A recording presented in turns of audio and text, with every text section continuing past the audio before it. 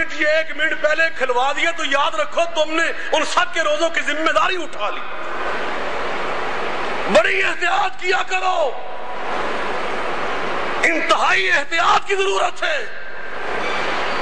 یہ دین ہے اللہ کا دین، اس کو مذاق نہ بناؤ. آپ فرماتے ہیں وَاغْفِرْ لِلْمُؤَذِّنِينَ، اللہ پاک میں نبوت کے ہاتھ اٹھا کے دعا کرتا ہوں میری امت کے مؤذن جو امین ہیں، اگر کبھی ان سے نادانستہ امانت میں خیانت ہو جائے، غلطی ہو جائے تو یا اللہ پھر ان کو معاف کر دینا. لیکن آپ نے اس حدیث میں کتنی بڑی ذمہ داری کا اعلان کر دی.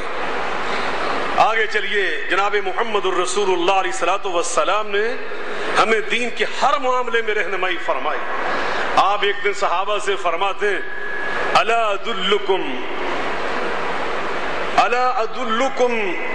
علی ما یمحو اللہ بہ الخطایا ویرفع بہ الدرجات، میں تمہیں اس عمل کی رہنمائی نہ کر دوں کہ جس سے اللہ پاک تمہارے گناہ معاف کر دے گا اور تمہارے درجات بلند کر دے گا.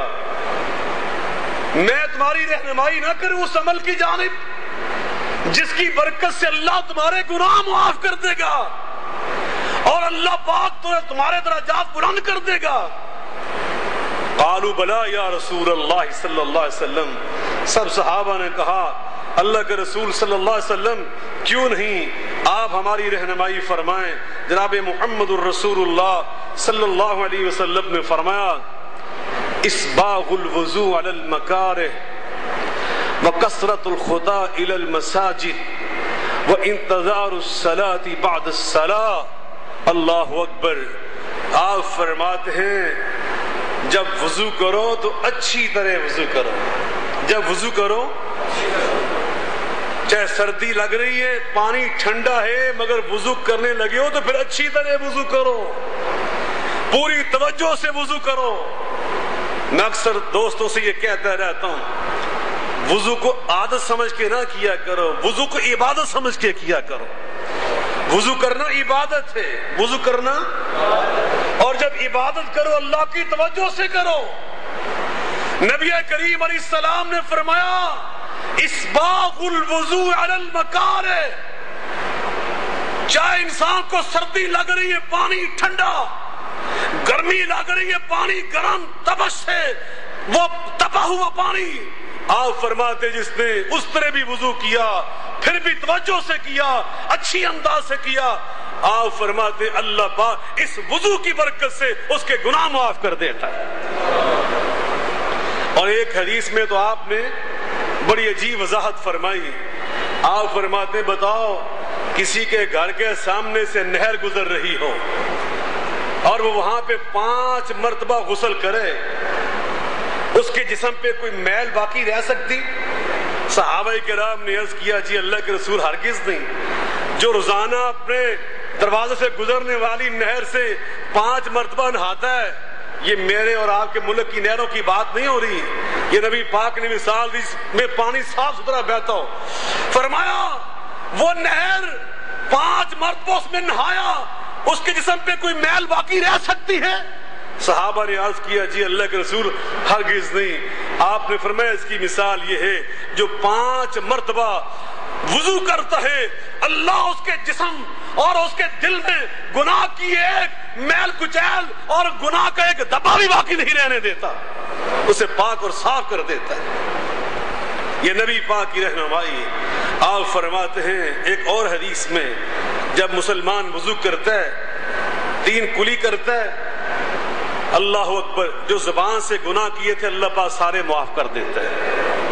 لیکن ان میں وہ گناہ شامل نہیں ہیں جو ہم غیبت کے طور پہ کرتے ہیں، جو چغلی کے طور پہ کرتے ہیں، جو کسی مسلمان کے ساتھ متعلق چیزیں ہیں، حقوق العباد کے معاملات ہیں کہ ادھر چغلی کرتے رہے، پگڑی اچھالتے رہے، اور ادھر مولویوں نے سمجھا کہ پانی میں 2-3 کلیاں کر لی اور صاف ہو گئے. ہرگز نہیں.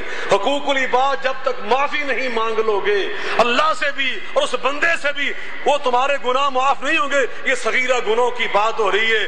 غیبت اور چغلی کبیرہ گناہ ہیں. نبی کریم علیہ السلام نے فرمایا جب اس نے ناک میں پانی ڈالا چہرے پہ پانی ڈالا، آنکھوں کے گناہ ختم ہو گئے، ہاتھ دھوئے ہاتھوں کے گناہ ختم ہو گئے، پاؤں دھوئے پاؤں کے گناہ ختم ہو گئے۔ تو یہ ہے وضو کی نشاندہی جو آپ نے فرمائی۔ وضو کرو، توجہ سے کرو، وضو اللہ کی عبادت سمجھ کے کرو۔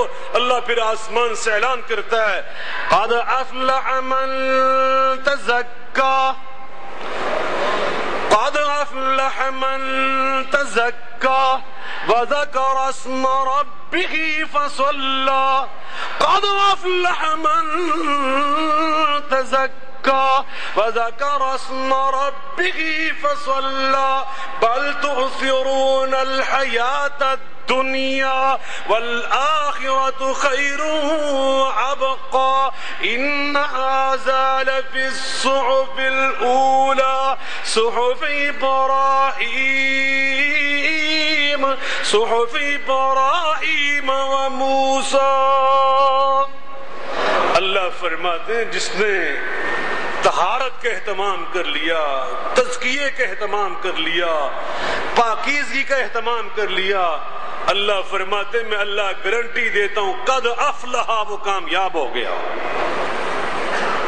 باوضو رہنے والے میں ان کو یہ ضمانت دیتا ہوں جو لوگ باوضو رہنے کی عادت ڈال لیں، اللہ پاک باوضو رہنے کی برکت سے بے شمار گناہوں سے ان کو محفوظ رکھ لیتا ہے۔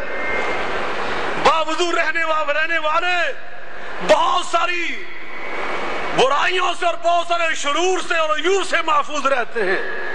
وضو ایک ڈھال کی مانند ہے، اللہ کی انسان حفاظت میں آ جاتا ہے۔ بندہ وضو کر کے دعا کرتا ہے اللہم اجعلنی من التوابین واجعلنی من المتطہرین، اللہ مجھے ان بندوں میں شامل کر دے جو تیری طرف رجوع کرنے والے، تیری طرف لوٹنے والے، اور تیرے جو پاک صاف بندے میں مجھے ان میں شامل کر دے۔ اللہ پاک ہمیں ایسے ہی بندے بنا دے جو باوضو رہنے والے۔